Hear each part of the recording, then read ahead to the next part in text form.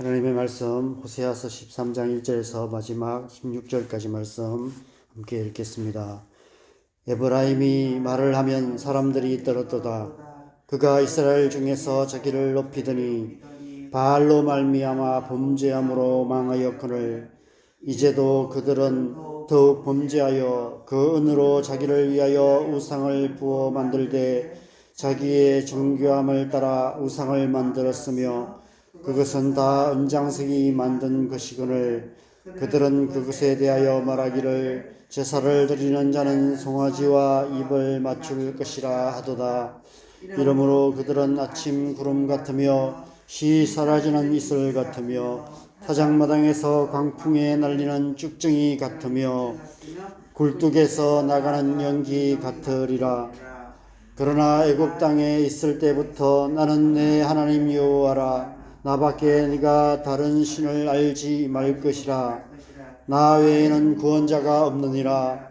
내가 광야 많은 땅에서 너를 알았거늘 그들이 먹여준 대로 배가 불렀고 배가 부르니 그들의 마음이 교만하여 이로 말미암아 나를 잊었느니라.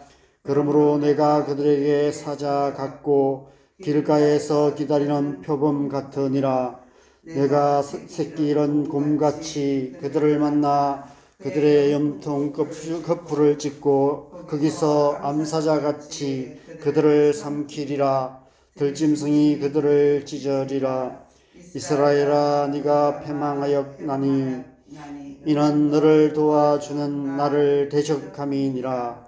전에 내게 이르기를 내가 내게 왕과 지도자들을 주소서 하였느니라. 이 모든 성읍에서 너를 구원할 자 곧 네 왕이 이제 어디 있으며 네 재판장들이 어디 있느냐.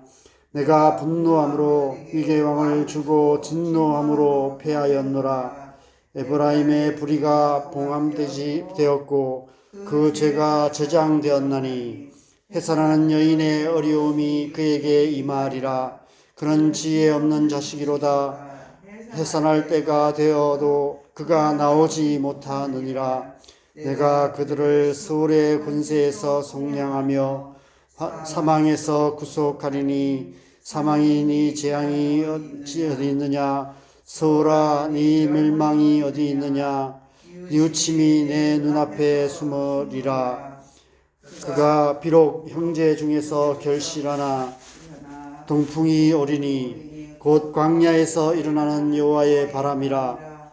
그의 근원이 마르며 그의 샘이 마르고 그 쌓아둔 바 모든 보배의 그릇이 약탈되리로다. 사마리아가 그들의 하나님을 배반하였으므로 형벌을 당하여 칼에 엎드러질 것이요 그 어린아이는 부서뜨려지며 아이벤 여인은 배가 갈라지리라. 이스라엘아, 네 하나님 여호와께서 네게 요구하시는 것이 무엇이냐. 곧 네 하나님 여호와를 경외하며 그의 모든 도를 행하고 그를 사랑하며 마음을 다하고 뜻을 다하여 네 하나님 여호와를 섬기고 내가 오늘 내 행복을 위하여 네게 명하는 여호와의 명령과 규례를 지킬 것이 아니냐.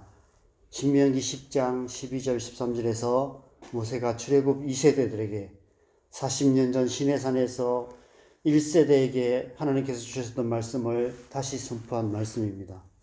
하나님은 우리가 행복하기를 원하시는 분이십니다. 왜 하나님 우리가 행복하기를 원하실까요?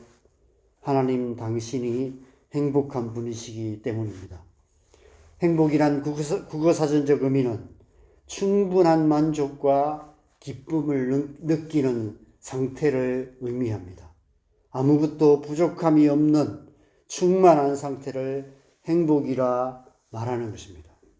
하나님께서 그런 분이십니다. 아무것도 부족함이 없으신 충만하신 분이십니다. 하나님은 행복하신 분이십니다. 또한 하나님은 우리를 행복하게 만들어 주시는 분이시기도 합니다. 왜 하나님은 우리를 행복하게 만들어 주실까요? 그러실 수 있는 능력이 있으신 분이시기 때문입니다. 하나님의 말씀은 그 어느 한 절도 하나님 당신 자신을 위한 말씀이 아닙니다. 하나님은 그 무엇도 부족함이 없으신 분이시기에 당신 자신을 위해 무언가가 더 필요하지 않으십니다. 하나님의 말씀은 다 우리를 위한 말씀입니다. 우리를 행복하게 만드시기 위한 말씀입니다. 그러므로 하나님의 말씀을 따라 사는 것이 우리의 행복을 위한 유일한 길인 것입니다. 이스라엘이여, 너는 행복한 사람이로다. 여호와의 구원을 너같이 얻은 백성이 누구냐? 그는 너를 돕는 방패시요 내 영광의 칼이시로다. 네 대적이 네게 복종하리니 네가 그들의 높은 곳을 밟으리로다. 모세가 출애굽 2세대들에게 하나님의 말씀을 다 전한 후에 죽기 전 마지막으로 그들을 축복하며 선포했던 말씀의 맨 마지막 절인 신명기 33장 29절 말씀입니다. 이스라엘이여, 너는 지금까지 하나님으로 말미암아 행복한 사람으로 살아왔다. 앞으로도 하나님으로 말미암아 행복한 사람으로 살아야 한다라고 신신당부하는 말씀이 아닐까 싶습니다. 그런데 이 하나님의 사람 모세의 신신당부하는 반대로 오늘 본문 3절에서는 이스라엘이 멸망하게 될 것을 말씀하시며 이렇게 말씀하고 있습니다. 이러므로 그들은 아침 구름 같으며 쉬 사라지는 이슬 같으며 타작마당에서 광풍에 날리는 쭉정이 같으며 굴뚝에서 나가는 연기 같으리라. 앞서 6장 4절에서도 너희의 인애가 아침 구름이나 쉬 없어지는 이슬 같도다 말씀하셨는데 오늘은 거기에 더하여서 타작마당의 쭉정이 같고 굴뚝에서 피어나는 연기 같다고도 말씀하고 계십니다. 그들이 더 이상 하나님으로 말미암아 행복한 사람이 아닌 헛된 삶을 살아가고 있는 사람들이라고 말씀하고 있는 것입니다. 충분한 만족과 기쁨을 느끼는 상태가 아니라 아무것도 부족함이 없는 충만한 상태가 아니라 알맹이 없는 빈 껍데기뿐인 상태가 되어버렸다라고 탄식하고 계시는 것입니다. 그러시면서 4절에서 6절에 이렇게 말씀합니다. 우리가 4절에서 6절 말씀을 함께 읽겠습니다. 그러나 애굽 땅에 있을 때부터 나는 네 하나님 여호와라. 나밖에 네가 다른 신을 알지 말 것이라. 나 외에는 구원자가 없느니라. 내가 광야 마른 땅에서 너를 알았거늘 그들이 먹여준 대로 배가 불렀고 배가 부르니 그들의 마음이 교만하여 이로 말미암아 나를 잊었느니라. 그들이 그 옛날 출애굽 때 광야에서 그들을 행복한 사람이 되게 만들어 주셨던 하나님을 잊어버림으로 타작마당의 쭉정이 같은 빈 껍데기 같은 모습이 되어 버렸다라고 말씀하고 계십니다. 왜 그들이 하나님을 잊어버렸다고 말씀합니까? 그들이 먹여준 대로 배가 불러서 그들의 마음이 교만하여 하나님을 잊어버렸다라고 말씀하고 있습니다. 그들의 마음이 교만하여졌다는 것은 더 이상 하나님을 의지하지 않고 살고 있다는 것입니다. 하나님 없는 행복을 추구하며 하나님 없는 천국을 만들려 하고 있다는 것입니다. 배부른 돼지처럼 육신의 만족만을 추구하며 육신의 안락함에 취해서 살아가고 있다는 것입니다. 이 세상이나 세상에 있는 것을 사랑하며 육신의 정욕과 목의 정욕과 이생의 자랑에 사로잡혀 살아가고 있다는 것입니다. 그 결과 그들의 영혼은 텅 빈 쭉정이 같은 모습이 되어 버렸다는 것입니다. 그 옛날 광야에서 절대적으로 하나님만 의지할 수밖에 없었던 그때의 이스라엘은 진정으로 행복한 사람들이었습니다. 아무것도 없어도 하나님 한 분만으로 충분한 만족과 기쁨을 누릴 수 있었습니다. 그것은 단지 육신의 배부름 때문이 아니었습니다. 하나님의 임재하심으로 말미암는 하나님 한 분만으로 말미암는 만족함, 영혼의 배부름을 느끼며 그들은 진정으로 행복한 사람으로 살았습니다. 그런데 약속의 땅을 유업으로 받은 후 그들은 끊임없이 하나님으로부터 멀어지고 하나님으로부터 빗나가기 시작했고, 결국은 이처럼 그들의 마음이 교만하여 하나님을 잊어버리는 지경에 이르게 되고 말았습니다. 그들의 신앙이 타작마당의 쭉정이 같은 빈 껍데기뿐인 신앙이 되고 만 것입니다. 그래서 결국 멸망할 수밖에 없다라고 말씀하고 계시는 것입니다. 여러분, 우리가 하나님의 말씀을 묵상할 때 본문을 잘 관찰하고 그 의미를 바르게 해석하는 것이 중요합니다. 그러나 묵상에 있어서 가장 중요한 것은 적용입니다. 그 말씀을 지금 우리에게 하시는 말씀으로 듣는 것입니다.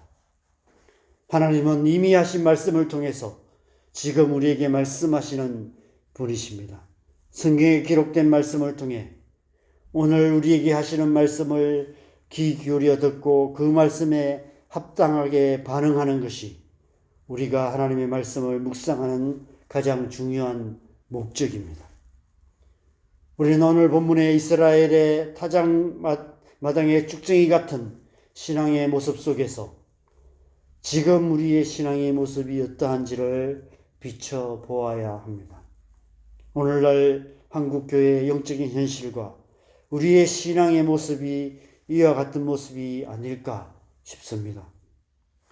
과거 먹고 살기조차 힘들었던 시절에 한국교회는 기도하는 교회였습니다. 하나님의 도우심이 없이는 살 길조차 막막했기에 하나님께 매달릴 수밖에 없었습니다. 하나님 앞에 부르짖는 절박한 기도의 외침들이 새벽마다 전국 방방곡곡의 교회들에서 끊임없이 울려 퍼지고 있었습니다. 기도원마다 금식하는 사람들로 가득했습니다. 철야 기도는 말 그대로 밤새워서 하는 기도였습니다. 산에서 밤새 산기도 하는 분들도 많았습니다.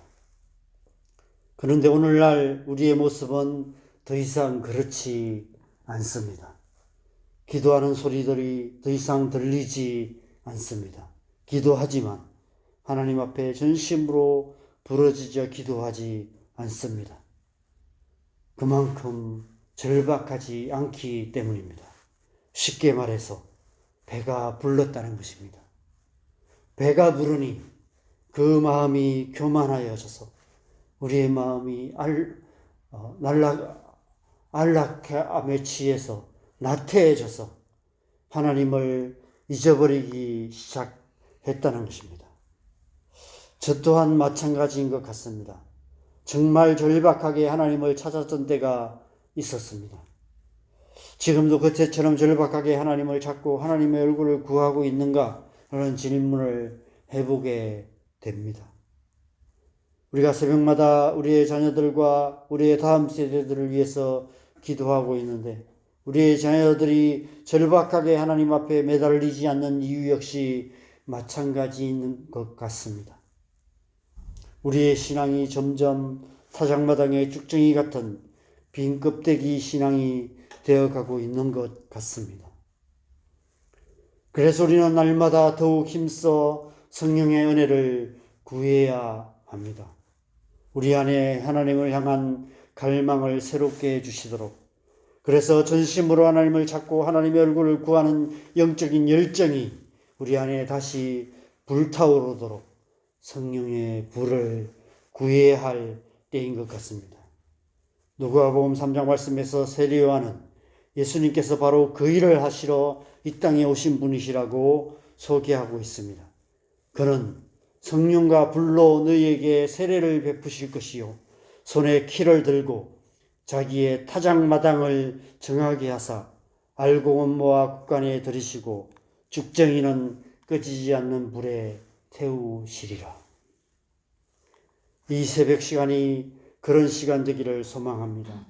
예수님께서 우리에게 성령과 불로 세례를 베푸시는 시간이 되기를 소망합니다. 우리 안에 타작마당의 쭉정이 같은 빈 껍데기뿐인 신앙의 모습들을 불태워 주시고 우리의 신앙이 오직 하나님 한 분만으로 만족하는 충만한 그런 신앙으로 회복해 주시는 그런 은혜의 시간이 되기를 소망합니다. 그래서 저와 여러분 모두가 오직 하나님 한 분만으로 만족하는 행복한 사람 되는 그런 복된 새벽 되기를 간절히 소망합니다.